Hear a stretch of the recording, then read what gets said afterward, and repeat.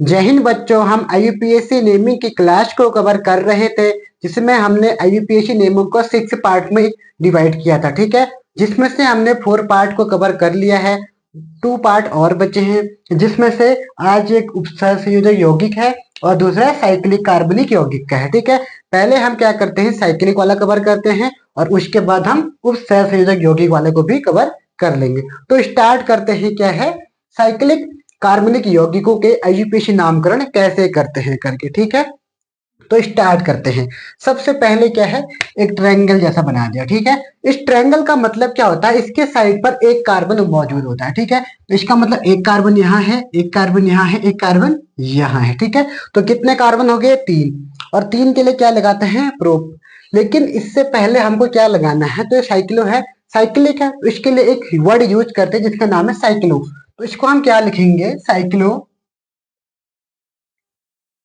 Cyclo कितना है, 3 है, तो प्रूफ लगेगा साइक्लो प्रूफ। अब देखते हैं डबल बॉन्ड है कि सिंगल बॉन्ड है। सिंगल बॉन्ड है तो ANE, तो साइक्लो प्रोपीन हो गया। ठीक है, ये हो गया साइक्लो प्रोपीन, पहला हो गया। अब हम देखते हैं दूसरे वाले को। दूसरे में भी कितने कार्बन होंगे, 1 2 3 4 कार्बन है। इसमें इसमें डबल बॉन्ड है, तो डबल बॉन्ड के लिए क्या करेंगे, सबसे पहले तो वही लगाओ साइक्लो, उसके बाद यहाँ पे प्रोप है, लेकिन यहाँ पे 4 कार्बन है, 4 कार्बन के लिए ब्यूट, तो साइक्लो ब्यूट। और डबल बॉन्ड है तो ENE, डबल बॉन्ड के लगता है ENE, हो गया साइक्लो ब्यूटेन। ठीक है, उसके बाद तीसरा है, अब यहाँ पे ट्रिपल बॉन्ड आ गया। अब ट्रिपल बॉन्ड कैसे सॉल्व करेंगे, इसमें देखते हैं, इसमें कितने कार्बन है, 1 2 3 4 5 6, 6 कार्बन है। 6 कार्बन के लिए क्या लिखेंगे, साइक्लो हेक्साइल, साइक्लो हेक्सा। अब क्या आएगा, ट्रिपल बॉन्ड, ट्रिपल बॉन्ड के लिए आयन लगता है, तो ये हो गया साइक्लो हेक्साइल। ठीक है, ये 3 हो गए, साइक्लोप्रोपेन, साइक्लोब्यूटेन और साइक्लोहेक्साइल। अभी तक तो इसमें कोई भी वो कंपाउंड मौजूद नहीं था, अब इसमें एक C2H5 लग गया। अब इसको कैसे कवर करेंगे, इसको कवर करने के लिए आपको क्या करना होगा, C2H5 यानी कि 2 कार्बन, 2 कार्बन के लिए क्या लगता है, एथ, और इसके पीछे लगाते हैं हम YL, तो ये हो गया एथिल, या फिर इथाइल पढ़ेंगे, एथिल पढ़ेंगे। ठीक है, इथाइल। और कितने कार्बन है, 1 2 3 4 5 6, 6 है, तो ये हो जाएगा ethyl cyclo hexane. Single bond है तो cyclo hexane, ethyl cyclo hexane हो गया। ठीक है, अब ऐसे ही पांचवा वाला है। अब इसमें देखना, अभी तक तो एक ही कंपाउंड लग रहा है, अब इसमें 3 जुड़ गए, 1 2 3, और इसमें भी 3 है। जब भी ऐसा हो तो आपको क्या करना है, पहले इसी को लेना है। ठीक है, इस वाले को, तो ये कितने हैं, 3, 1 2 3, तो प्रोपिल होगा, ये क्या बनेगा, प्रोपाइल, प्रोपाइल साइक्लो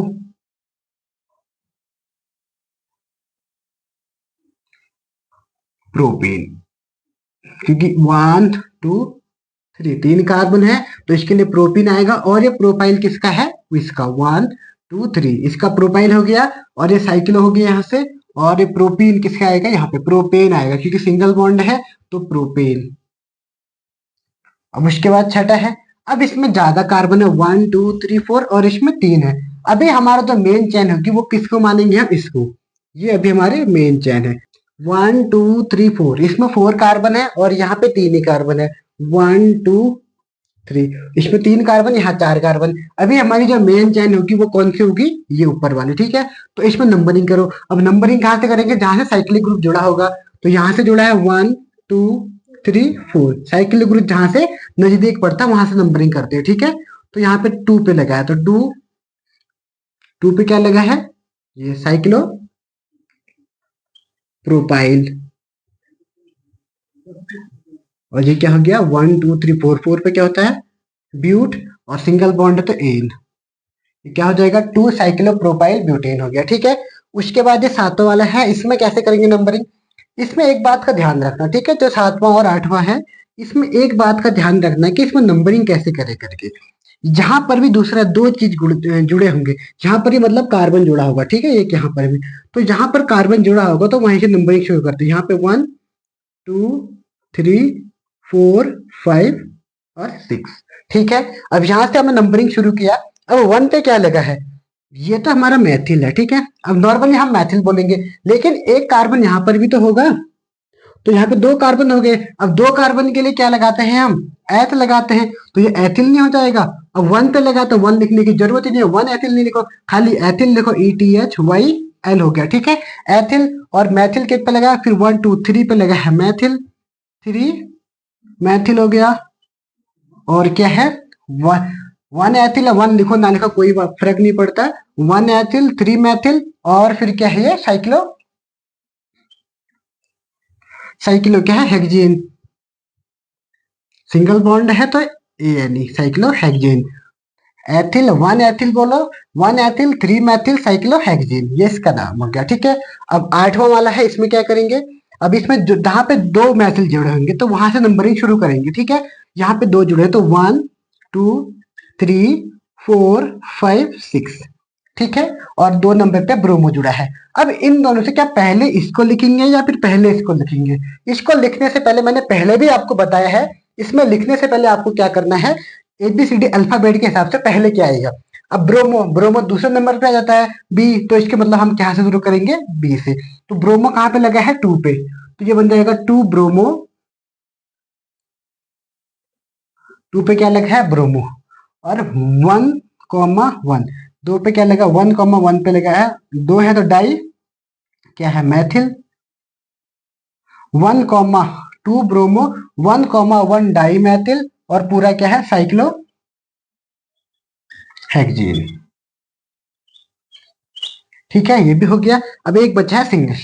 अब इसमें क्या लग गया है, एक क्रियात्मक समूह या फंक्शनल ग्रुप लग गया है। जब भी फंक्शनल ग्रुप लगेगा फिर डबल बॉन्ड दोनों साथ में लग जाएंगे, जहां पर फंक्शनल ग्रुप लगा है वहीं से हम नंबरिंग स्टार्ट करेंगे। तो यहाँ से नंबरिंग स्टार्ट करेंगे, 1 2 3, 1 2 3, और ये 4 है, ठीक है।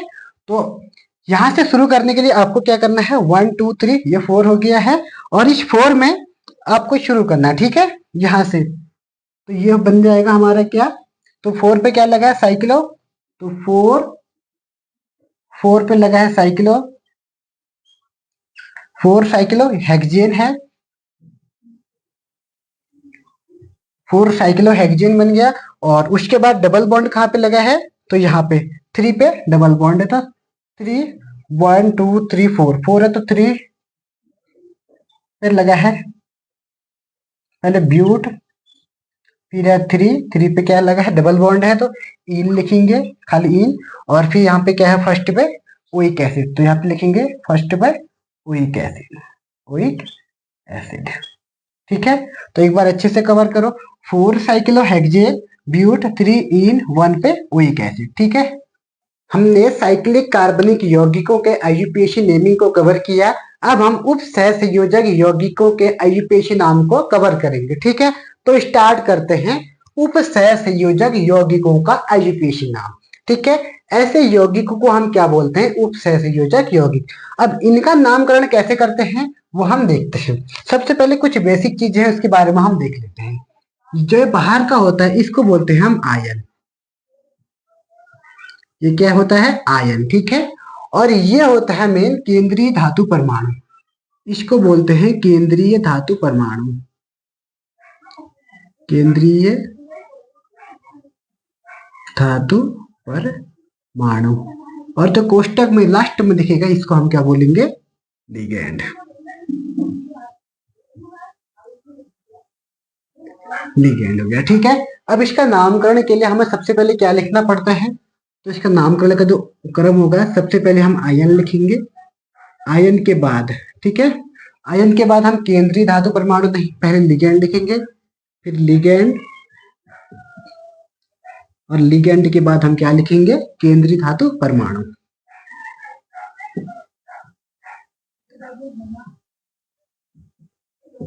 धातु परमाणु, ठीक है। और इस केंद्रीय धातु परमाणु का हम ऑक्सीकरण संख्या निकालेंगे, और इस ऑक्सीकरण संख्या को हम ऐसे कोष्टक में लिखेंगे यहाँ पर, ठीक है। और कुछ इसके बाहर वो यहाँ पे दिया होगा लास्ट में लिखेंगे, ठीक है, उसके बाद जो भी दिया होगा। तो स्टार्ट करते हैं हम। तो हम इसका आईयूपीएसी नामकरण करते हैं K3। सबसे पहले हम इसका करेंगे। अब के क्या होता है, सबको पता है के क्या होता है, पोटेशियम होता है, ठीक है। पहले क्या आएगा, पोटेशियम। नहीं, पहले हम क्या करते हैं, इसका वो निकाल लेते हैं, क्या वो क्या कहते हैं, ऑक्सीकरण संख्या। तो ऑक्सीकरण संख्या कैसे निकालेंगे, तो K3, के का कितना होता है, +1, +1 हो गया, 3 × 1 हो गया, ठीक है। उसके बाद F प्लस करा, Fe का निकालना है, तो इसको हम x मान लेंगे प्लस। और उसके बाद Cn का कितना होता है, -1, तो Cn इसका -1 × 6 इक्वल टू क्या करना है, 0। तो यहाँ से 3 + x, मैंने ऑक्सीकरण संख्या आपको निकालना सिखाई है इसके पहले की क्लास में, तो आप देख लेना वहां से कैसे मैंने निकाला है करके, ठीक है। तो -6 इक्वल टू 0, तो x -3 इक्वल टू 0, तो यहाँ से x बराबर 3, ठीक है। तो x बराबर 3 निकल लिया किसकी, ऑक्सीकरण संख्या। अब इसका हम नेमिंग करेंगे। सबसे पहले हम आयन करेंगे। तो आयन का के लिए क्या है, के है, तो के को क्या बोलते हैं, पोटेशियम। के लिए क्या आता है, पोटेशियम, ये हो गया पोटेशियम। और उसके बाद क्या लिखेंगे आप, लिगेंड को। अब लिगेंड क्या है, तो लिगेंड में 6 है, तो 6 के लिए क्या, हेक्सा। और सीएन के लिए क्या लिखेंगे हम यूज, यहाँ पे देखो साइनेटो, तो क्या होगा यहाँ पे साइनेटो, हेक्सा या साइनो भी लिख सकते हो, तो मैं साइनो ही लिख देता हूँ, साइनेटो या साइनो एक ही बात है, तो हेक्सा साइनो, ठीक है। और उसके बाद लास्ट में क्या लिखेंगे, जो यहाँ है केंद्रीय धातु परमाणु, ये क्या है, आयरन है, तो इसको आयरन लिखेंगे। ऐसी क्या होता है, आयरन, आयरन लिखा। और उसके बाद जो इसमें क्या निकले, इसकी ऑक्सीकरण संख्या, उसको लिखेंगे। और इसको लिखेंगे कैसे, रोमन नंबर में, नॉर्मल नहीं लिखेंगे, रोमन नंबर में लिखेंगे, ठीक है। इसका एजुकेशन नेमिंग हो गया, ठीक है। अब दूसरा क्या है, अब दूसरे में आयन तो दिया ही नहीं है, सीधे यहाँ से क्या कर रहा है, केंद्रीय धातु परमाणु है और ये लिगेंड, इसमें 2 लिगेंड है, 1 2 लिगेंड है, और इसमें लास्ट में कुछ और दे दिया। अब इसका नेमिंग कैसे करेंगे, उसको भी हम देख लेते हैं, ठीक है। तो पहले इसका क्या करते हैं, हम ऑक्सीकरण संख्या निकालते हैं। किसका निकालेंगे, केंद्रीय धातु परमाणु Cr है, तो Cr की निकालेंगे। तो इसको हम x मान लेते हैं प्लस NH3 की कितना होता है वो देख लो, NH3 0 प्लस, अब 5 × 0 0 ही होता है, CO के देखो, तो इसकी भी 0, ठीक हो गया। उसके बाद Cl के होते हैं -1, तो यहाँ पर प्लस माइनस का 1 इक्वल टू क्या हो जाएगा, 0। तो ये सब 0, तो x -1 इक्वल टू 0, x बराबर 1, कितनी निकल गई, 1 निकल गई, ठीक है। अब इसका नेमिंग कैसे करेंगे, इसमें आयन तो कुछ है नहीं, तो हम क्या करेंगे, पहले लिगेंड ले लेंगे। अब 2 लिगेंड है, तो किसी को भी ले सकते हैं पहले, तो पहले हम इस 5 वाले को ले लेते हैं। तो इसके लिए क्या आएगा, 5 के लिए क्या आता है, पेंटा, ऐसे लिखो, ऐसे की बात है, पेंटा। फिर NH3 के लिए क्या लिखते हैं, मैंने यहाँ लिखा है एमीन, पेंटा एमीन, ठीक हो गया। उसके बाद क्या है, 3 पे क्या है, 3 को क्या बोलते हैं आपको पता है, मैंने इससे पहले लिखा है आपको पूरा। 3 के लिए होता है ट्राई, ये हो गया ट्राई, ठीक है, ट्राई। अब सीओ के लिए क्या होता है, carbonyl, CO carbonyl, try carbonyl, तो पेंटा एमीन ट्राई कार्बोनिल। और उसके बाद क्या बचा है, अब लिखेंगे Cr को। Cr को क्या बोलते हैं हम, क्रोमियम, क्रोमियम। और कोष्टक में लिखेंगे इसकी ऑक्सीकरण संख्या, तो 1 है, तो इसको ऐसे रोमन नंबर में लिखना है, ठीक है। और फिर क्या बचा, क्लोराइड। अगर अंदर हो, ये कोष्टक के अंदर है, तो इसको लिखेंगे हम क्लोराइडो, हाइलाइडो, मतलब इसमें क्लोरीन होगा तो क्लोराइडो, ब्रोमीन होगा तो ब्रोमाइडो, आयोडीन होगा तो आयोडाइडो। लेकिन अगर ये इस कोष्टक के बाहर होगा, तो इसको हम क्लोराइडो नहीं लिखेंगे, खाली क्या लिखेंगे, क्लोराइड लिखेंगे। क्या लिखेंगे, खाली क्लोराइड, क्लोराइड। अगर बाई चांस ये अंदर होता, तो हम इसको क्लोराइडो लिखते, लेकिन इस कोष्टक के बाहर होने की वजह से इसको हम खाली नॉर्मल क्या लिखेंगे, क्लोराइड लिखेंगे, ठीक है। आया समझ में, ये टेबल अच्छे से आप देख लेना। और ये 6 भागों मैंने आपको बताया है। वो 2-3 एग्जाम्पल और लेता, मैंने 2 एग्जाम्पल को सॉल्व भी किया, अब मैं 2-3 एग्जाम्पल को और सॉल्व कर देता हूँ यहाँ पे, ठीक है। तो सबसे पहले क्या है, K3FeCN6NO। इसमें आप एक बात का ध्यान रखो, केंद्रीय धातु परमाणु क्या होता है, और आयन क्या होता है, और क्या कहते हैं, एक चीज क्या होता है इसमें लिगेंड, उसका नाम आपको अच्छे से देख लेना है। इसमें दो लिगेंड है, एक CN लिगेंड, एक NO लिगेंड, ठीक है। आयन K3 है और केंद्रीय धातु परमाणु Fe है। तो इसका हम क्या निकालेंगे, ऑक्सीकरण संख्या। तो K3 3 × 1 करेंगे, ठीक है। तो यहाँ पे निकालते हैं इसकी, यहाँ पे ये हो जाएगा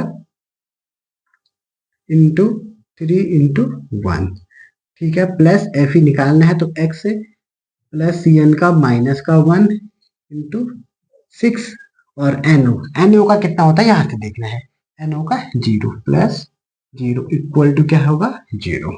तो ये हो जाएगा 3 प्लस x माइनस का 6 इक्वल टू 0। तो यहाँ से तो ये हो जाएगा x माइनस का 3 इक्वल टू 0, तो x बराबर 3।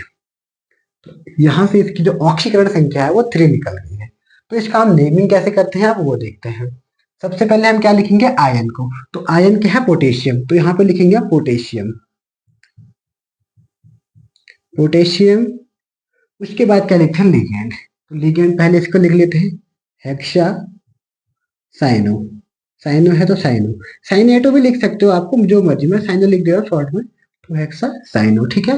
और उसके बाद क्या है, एनओ। एनओ को क्या बोलते हैं यहाँ से देखना है, नाइट्रोसिल बोलते हैं, एनओ को नाइट्रोसिल। तो यहाँ से क्या लिखेंगे, नाइट्रोसिल, नाइट्रोसिल। और उसके बाद क्या लिखेंगे इसको, ये आयरन,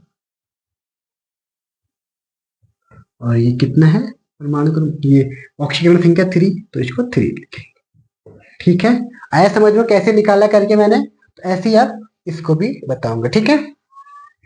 तो इसको आप होमवर्क करोगे, इसको 6 और 4th को मैं बताता हूँ। अब 4th क्या है, तो CO का निकालना है इसमें, और CO मतलब होता है कोबाल्ट, NH3 और H2O, ये दो क्या है इसमें, लिगेंड। तो इसके लिए हमें सबसे पहले लिगेंड लिखना पड़ेगा, क्योंकि इसमें आयन तो कुछ है नहीं, तो हम लिगेंड से शुरू करते हैं। तो सबसे पहले 4 में, तो 4 के लिए क्या बोलते हैं, टेट्रा। पहले एक काम करते हैं, वो निकाल लेते हैं।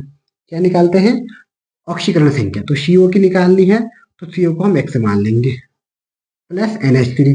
NH3 की कितनी होती है, यहाँ से देखो 0, 0 इंटू 4 करोगे तो 0 ही आएगा, प्लस H2O की कितनी होती है 0, Cl की होती है कितनी -1, और इस Cl2 की प्लस -1 इंटू 2 इक्वल टू 0, ठीक है।